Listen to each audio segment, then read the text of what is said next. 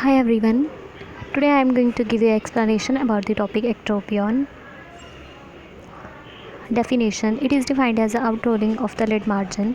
Let us understand with the help of a given diagram. Here, this is the lid margin and it get outrolled, which means it get moved away from the eyeball, due to which the eyelashes direction get changed. This is ectropion, outrolling of the lid margin, which is shown in this diagram. Types: there are 5 different types of ectropion: congenital ectropion, involutional ectropion, psychiatrical ectropion, paralytic ectropion, and mechanical ectropion. Let us see one by one. First is congenital ectropion. It is a rare condition since birth.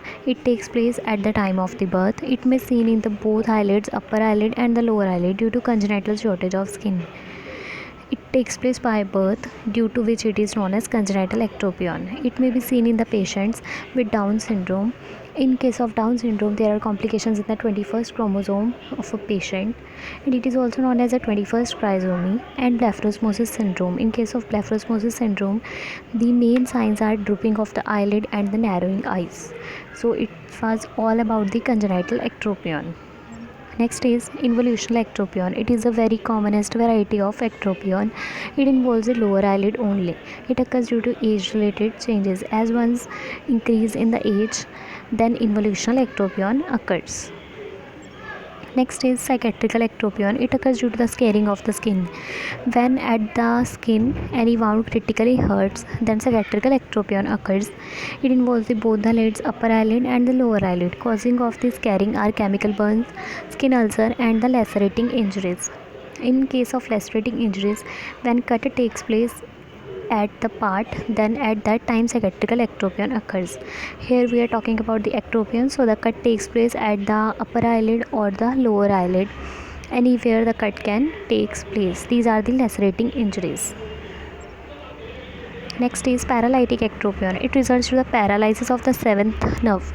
Now the seventh nerve is the facial nerve. It mainly occurs in the lower eyelid.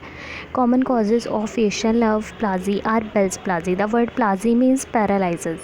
So let's see what is Bell's palsy. Here the picture is given. If we do its partition, then it get divided into its left side and the right side. Here you will notice that the shape of the lower eyelid is different with respect to the right eye, and the shape of the lips get changed with respect to the right part. So this is the Bell's palsy, in which the shape of the lips get changed and it is a paralysis of the facial nerve. Now let's see head injuries. Some head injuries takes place and infections of the middle ear takes place, due to which paralytic ectropion gets developed. It was Bell's palsy. Let's move to the next slide. Mechanical ectropion. It occurs in the conditions in which the lower lid is pulled down. In case of tumors is an abnormal cancerous growth which takes place at the lower lid, inside the lower lid you can say, and due to which the lower lid pulls down or pushed out and down. In case of proptosis is similar with the exophthalmos, in which a patient staring look towards the other person, and we will notice that the patient is staring us. That kind of look is proptosis or exophthalmos. Okay, at these cases mechanical ectropion occurs. Now what are the symptoms? Epiphora. If ectropion occurs in the lower lid, then the epiphora occurs. And symptoms of chronic conjunctivitis include: chronic conjunctivitis means inflammation of the conjunctiva from the long time.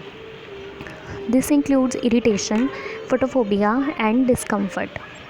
Now signs: depending upon the degree of outrolling, which means how much outrolling takes place, it get divided into 3 grades. Grade number 1, only punctum is inverted. Now what is punctum? Punctum is present at the lower eyelid and the upper eyelid, at the corners of these both eyelids towards the nasal side. So we can say that the lower punctum is located almost at the center of this circle.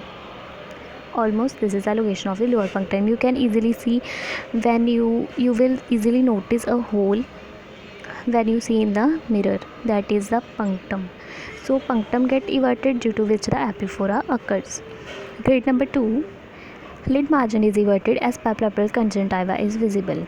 Now this is the lid margin and it get everted. Lid margin get everted due to which lid margin is everted due to which palpebral conjunctiva is visible. That is the grade number 2. Now let's move to the grade number 3. Fornix is also visible.